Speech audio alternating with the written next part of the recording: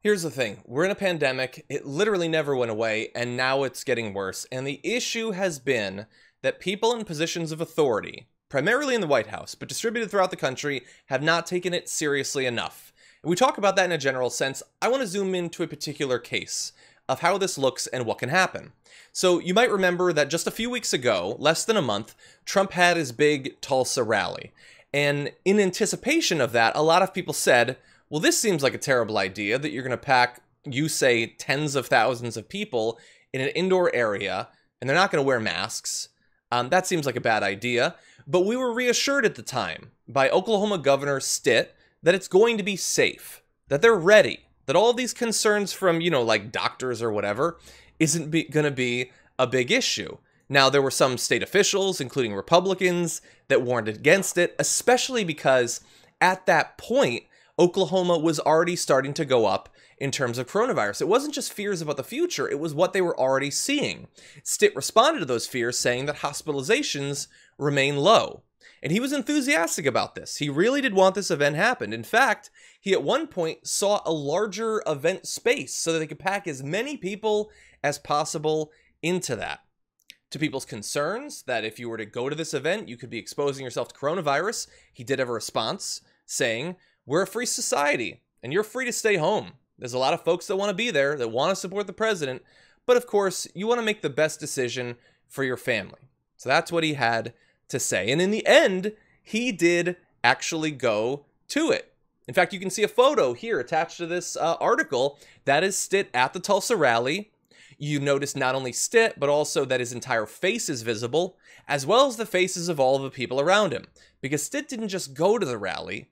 He didn't listen to any of the advice. He didn't wear a mask. And it looks like almost no one else did. Put his money where his mouth is. If Exactly. he's going to talk all that mess, he's going to back it up by doing it. Exactly. Rather than putting a mask where his mouth is, he put money there.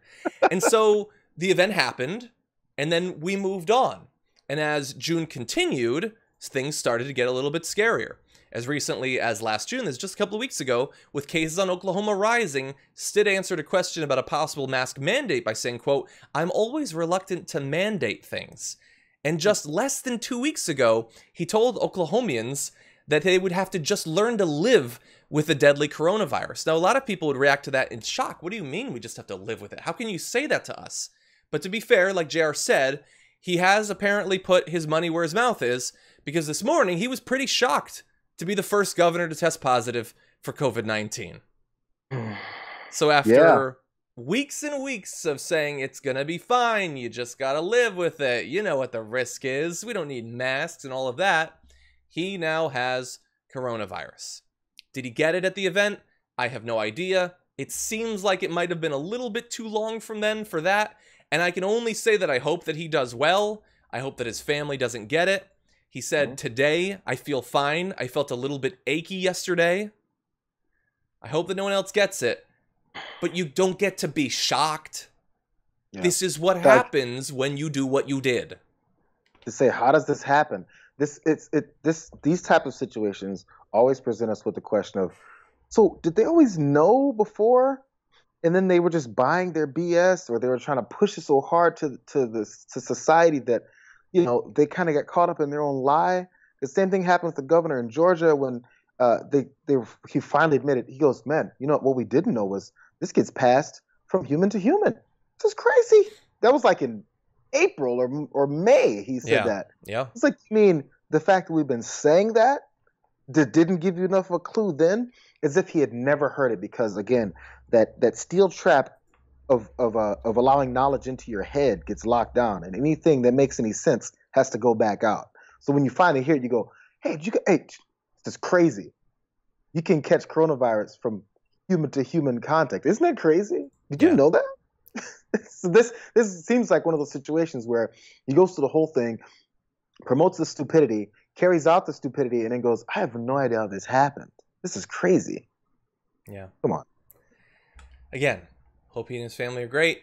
I hope that the family doesn't get it. And I hope that he recovers quickly. I have a family member in hospital right now for coronavirus.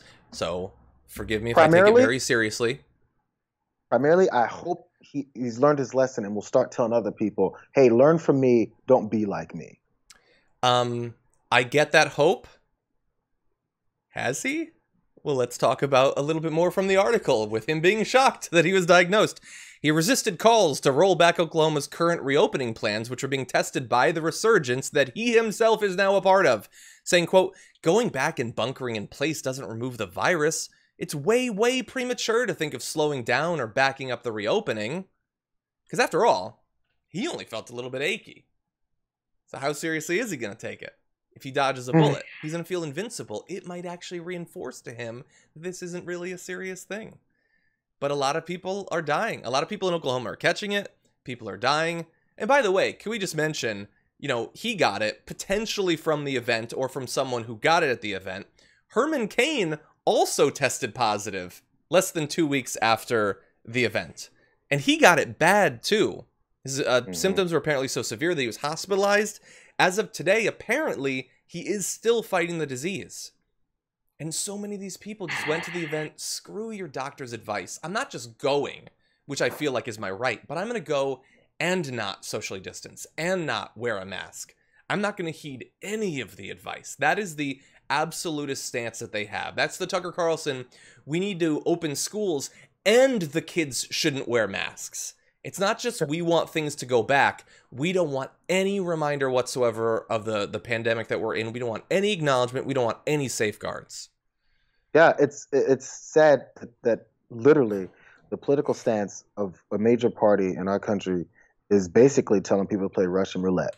It's straight up. It's like, hey, you could or you couldn't get it. They haven't straight up said, hey, if you go to these things, you're 100% not going to get it. They've acknowledged that you can get it. You can consider, and they start doing the hand sanitizers and then the waivers and the disclaimers and the releases, all those things saying, hey, if you get it and die, it's not our fault. That's acknowledging that it exists and that you can potentially get it. So someone walks up to you and says, hey, so there's one bullet in this gun. Let me slap one in and spin this around and snap it in, and you shoot yourself in the face just for fun or because you're an American, whatever the reasons are that they're given. I'm an American. I have the freedom to shoot myself in the face, and maybe it happens. Maybe it doesn't happen. That's the stance of a major party that has influenced enough people to take that approach in this situation. Because if you say, you know what, I have an idea, friend, put that revolver down. Let's go and do something else that's fun. Yeah. They go, how dare you? That's really the opposite argument is, how about we don't do that? How about we be safe about this? Yeah. Oh, you snowflake. I just want people to be able to learn from the experience. I don't know, I mentioned this once before. I don't know if you were on the show for it, but so I follow that COVID tracking project, and every day, you know, in the early afternoon, they aggregate all the state data about coronavirus, and they've been putting it out. They've been doing this for literally months. And so there was a period where the cases started to go up again over the past couple of weeks. And I would go on the thread, and they'd be like, here's the rise in cases and the rise in hospitalizations and all that.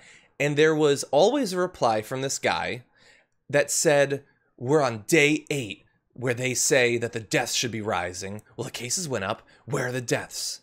And I would look the next day, day 9, eventually like day 18. And I always thought it was funny because I went on his profile, and he had a pinned tweet, and it was from late February, and it was, everyone who's been like hyping up this disease is going to look so stupid when it's a big nothing. And I think, shouldn't you unpin that at this point? Because like 135,000 people died. But anyway, yeah. So day by day would go, and he would keep tweeting that. And it bothered me so much. And then the deaths started to rise. And he didn't reply anymore. Did he learn? I don't think so. But he's not replying anymore. We'll see if he actually was able to adapt based on the fact that his like sort of mocking of it didn't end up being remotely accurate. By the way, you know how much pride I lose by wearing a mask for a few months when I see people dying and catching this virus, and then it not being as bad as we thought. Yeah. You know how embarrassed I'd be? I'd go, oh man, I took extra precautions. Let me go ahead and take this mask off now. Yeah. That's the extent. So that's the trade-off. It's potentially death versus, oh man, that was a bit overblown. Good thing I took precautions anyway. Yeah. JR, what if you got a flu shot and then flu season went by and I told you, you know what? I looked into it. You were never actually exposed to the flu. You big idiot. You big stupid idiot. What are you talking about? That's insane. I put on my seatbelt and I drove to San Diego to see my parents. And when I got out, I made it. No one hit me. I didn't run into anything. I didn't die. And my parents said, you idiot. You wore your seatbelt all the way down here. You didn't even die. You big strap wearing wussy. So stupid, the country we live in.